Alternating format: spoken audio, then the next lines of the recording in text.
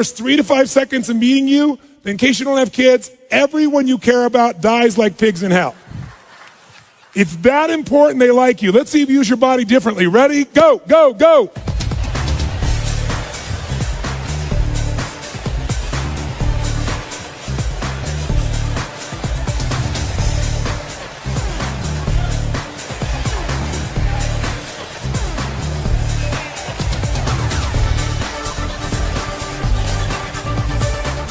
All right, did that feel better, yes or no? Yes or no? Did you use more of your body, yes or no? More of your face, yes or no? Did you breathe more full or more shallow? Did you talk louder or quieter? Did you move faster or slower? Did you hesitate or go straight for them? Did it feel good? Why? Because emotion is created by motion. If you use more of what God has given you, you will feel more. But most of us have learned to shrink how we use our bodies in the cultures we live in today. Most people's idea of exercise is fill the tub, pull the plug, and fight the current. People get injured typing today. Ooh, that hurts. Scary. Use your body, you will feel more alive. And the same thing is true with these couples. Now, was that the best greeting you're capable of giving another human being? Yes or no? Some of you are saying yes, most of you are saying no. Let's review the exercise. I said if you don't give your best, everyone you care about dies like pigs in hell. And you still didn't give your best? We need to talk. Listen, if you said no, I respect you because you were honest. Because whenever we say we've given our best, it's always a lie. Because whenever you get there, what do we always discover? There's another level. Every 4 years for centuries in the Olympics, what happens? People run faster, they jump higher, they lift more weight. Every 4 years for thousands of years. How has this happened? Drugs, that's how. No. No, that was just a recent thing. The point of the matter is, whenever you get to where you think your best is, it opens up another possibility. And this is what couples have to see. They think they've already had their best days in the beginning. And some of us have been guilty of encouraging or agreeing with that. And that's the worst thing you could possibly do. This idea, when I first started coming out doing the things I was doing, I'll never forget, the attacks on me was, he's raising people's expectations and they're going to be disappointed. I hope the hell so. Disappointment. If you don't have a higher expectation and get disappointed, you're not going for anything. You're not alive. And besides, that disappointment will either drive you or crush you. You get to decide which one it's going to be. Absolutely. So, since that clearly wasn't the best one you're capable of giving, we have to take up one more level. You say, what are we going to do, get naked? No. This time what I want you to do is I want you to greet people like they're your long-lost lover or best friend. Like, oh my God, look, it's Mary. Look at her. Oh my God, there she is. Ah! I want you to greet people like your long-lost lover or best friend. Ready, go, go, go.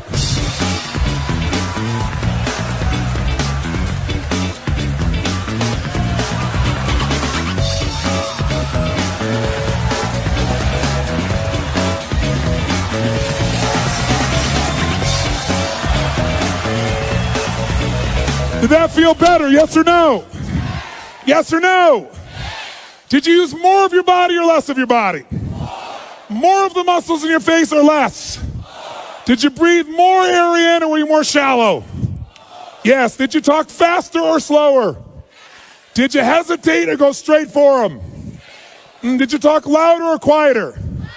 Did you touch them? Oh yeah. Did it feel good? Why? Because I told you to. Very good, sir. Thank you very much. Because emotion is created by... That's right. Now, most people get in a relationship because they're after some emotion, not another job. True or false? And for most people, it becomes a job. And then many people encourage them to stay with the job, which is a nice thing. But wouldn't it be nicer to have them enjoy the job and not have it feel like a job? And the only way to do that is we've got to rejuvenate the individual. There's nothing worse, nothing on earth, than two emotionally unfit people put together. Because what is a relationship's purpose? Why do we get in relationships? Someone tell me. To grow, to experience love, to be happy, to learn deep spiritual lessons, to have someone to be to. Thank you, sir. Very good. Someone to be to. Now, here's what's interesting. Everything you would say to me, whatever you're going to say to me about why we get in a relationship, underneath it, even if you say, so we can make a difference in the world together. But why do you want to make a difference? Because it's going to make you feel something. There's only one reason we get in a relationship: to magnify human emotion.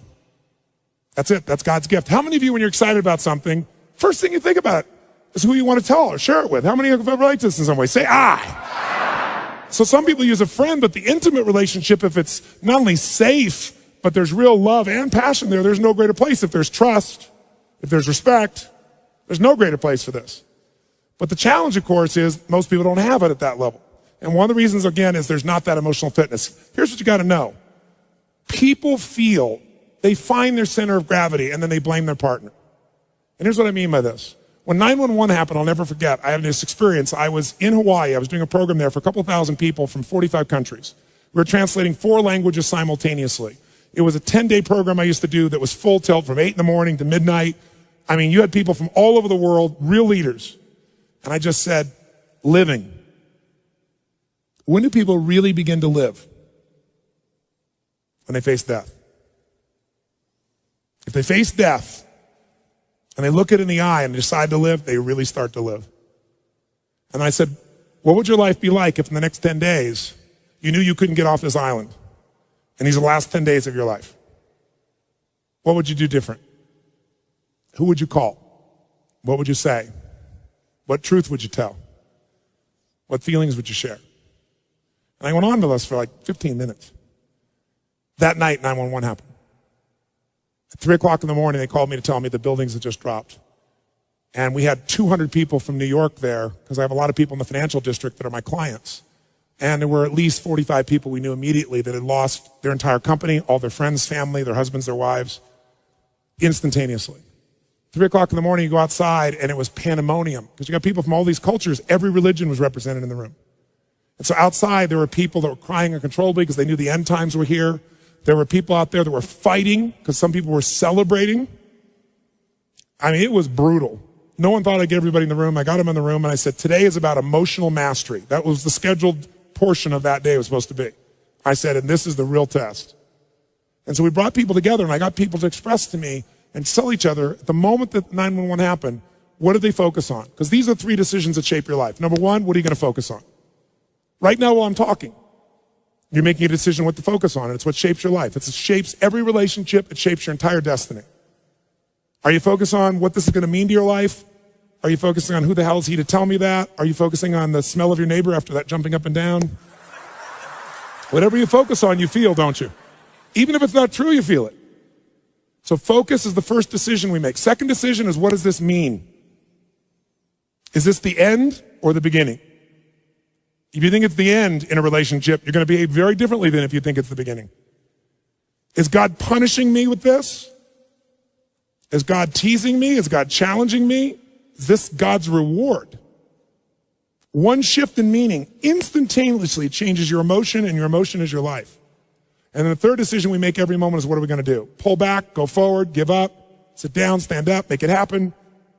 So I ask people, what'd you focus on? What did it mean? What'd you decide to do?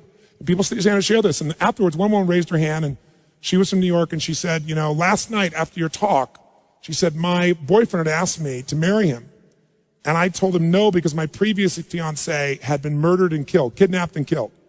And she said, I'm not over that. And he said, well, you go to that stupid seminar, then it's over between us. And she said, then fine, it's over. And she said, then when you said that first night, I got chills.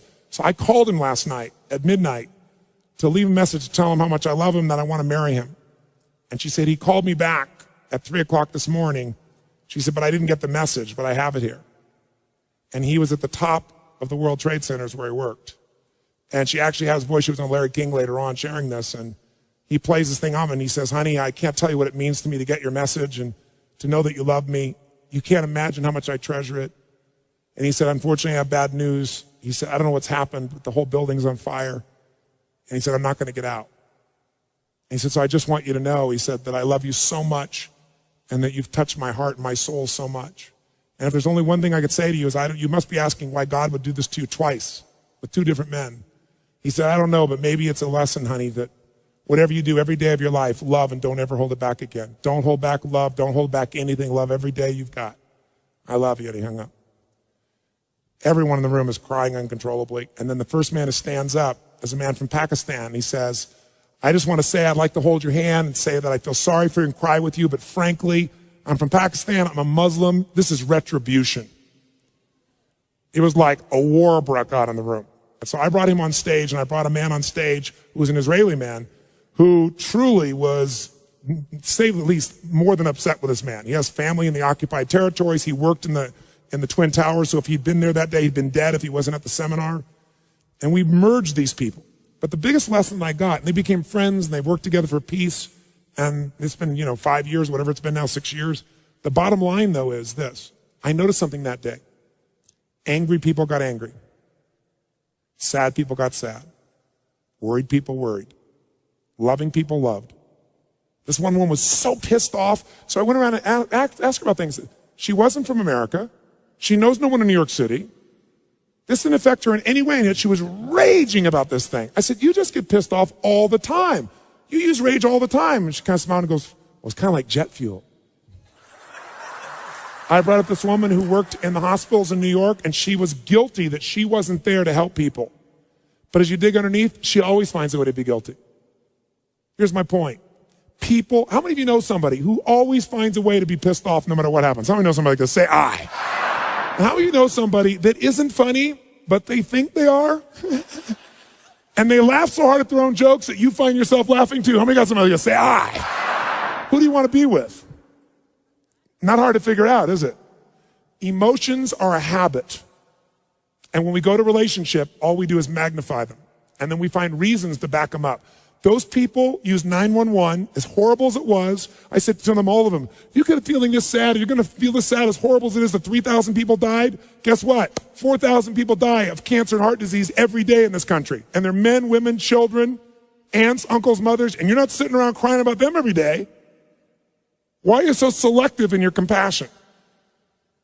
Because what we did is focus on it, and then people use that to produce an emotion. That's what people do in a relationship. You want to change a relationship? Change the primary emotion that person lives in. You want to do that? Retrain their body is one way. Only one. I'm going to give you a couple, but that's one. And the best way to do that is only if you can do it to yourself. So let's take this up one notch. Shake your body out. And notice if you sat down already, that ought to give you a clue that energy may not be at the high top of your list. Okay? It's like, oh my God, let me sit down and get comfortable. I'm not being critical of you, but just notice if you went for the path of least resistance, that's not signing up real well for your ability to transfer that to somebody else. So, but it's a new muscle, so let's use it. Let's do this. How many of you would like to have more joy, more excitement, more passion, more ecstasy in your life right now? Raise your hand, say I. And if you really want it, you got to do it. Because emotions don't just hit you, they are triggered, and you can trigger them through motion. So here's what we're going to do. Shake your body out. And in a second here, we are going to shake this building with our energy. What I mean by that is, we are going to celebrate for no good reason. And here's why I say that. You don't need a reason to feel good. Why do you have to justify feeling good? And if you think that's weird, think about this. Most people don't need a reason to feel bad. Isn't it true? How you feeling? Like crap. How come? Woke up. And people go, I understand. But if you say to somebody, how's it going? I feel so good. How come you feel good? I don't know. I just feel good. Take that guy to the funny farm. Isn't it sick that we live in a culture that if somebody's happy, we want to know why. But if they're sad, we understand. That's where it is. So we got to change that pattern. So here's what you're going to do. Most people in our culture never celebrate anymore. And a relationship without celebration is a dead relationship. It's dead. Celebration is a secret to joy. Joy in a relationship is the basis of anything. That's where love can grow. So one of the things we got to do is learn to celebrate. Now, when do people in our culture celebrate? Like go crazy like a little kid and it's socially acceptable. When? When you graduate from school. Yeah, I did it. I have to go to work. When else do people celebrate? Come on. They have their first child. It's a boy, it's a girl, and you hug strangers, and it's beautiful. Everybody accepts it. Any other time, you're weird. When else can you really cut loose and celebrate? You have your first orgasm. Good, sir. Very good. I did it. When else? That's right. Around the world, this is the weird thing about human beings, when a local sports team wins a national championship, show me. Come on, show me what people do. Come on. Yeah! We scream, yeah, we did it. What is this, we did it? You didn't do We did it, you watched. But I'm glad you finally make it okay to feel happy for a day. Isn't it a weird thing culturally that we're gonna make our happiness tied to someone else's performance that we can't control just based on living in a city? But at least the city goes crazy for that one day. See, you don't need an excuse to feel good. How many got more than enough reasons to be happy and grateful for your life, for your health, for people you love? Say I. So all you gotta do is retrain your body to celebrate instead of training yourself to fit in. How many of you have ever lowered your happiness or your joy or your energy because someone else wasn't feeling as good and you didn't want to offend them? And does it make them feel better? Your playing small does not make them big. All it does is lower the standard, and most of us have learned to do that. So if you're gonna lead, you gotta step out of it. So let's do this. We are gonna celebrate just to get that energy in our body. On a scale from 0 to 10, where 0 is dead, 10 is unstoppable intensity, go to 20. Now to do that, in case you haven't celebrated in many years, I'll remind you. First key to celebration is your feet must come off the ground. None of this, I know it looks cool, but when you actually rise up like this and you extend, you open your diaphragm, which changes your biochemistry instantly. It doesn't happen when you do this. Second key is you must use your voice. How many of you when you were a kid used to make all kinds of weird noises? Come on. Make some crazy sounds out loud. Come on.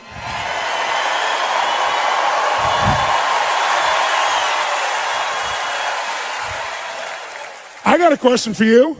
How many of you in this room love to sing when no one's around? You're in your car, you're singing, you're rocking. You get to the stoplight, you're still singing, rocking. You look over, the person in the car next to you is staring at you like this. What do? You quickly pick up your cell phone, act like you've been talking to someone. Why do we sing even though we don't sound good? Why do we like it?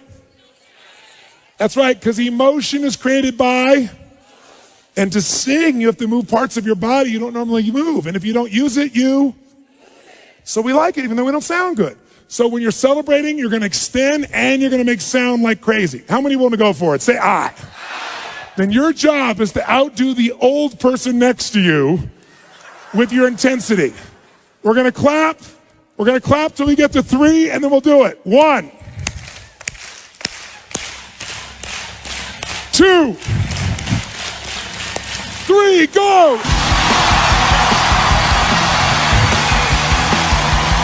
That's it! Come on!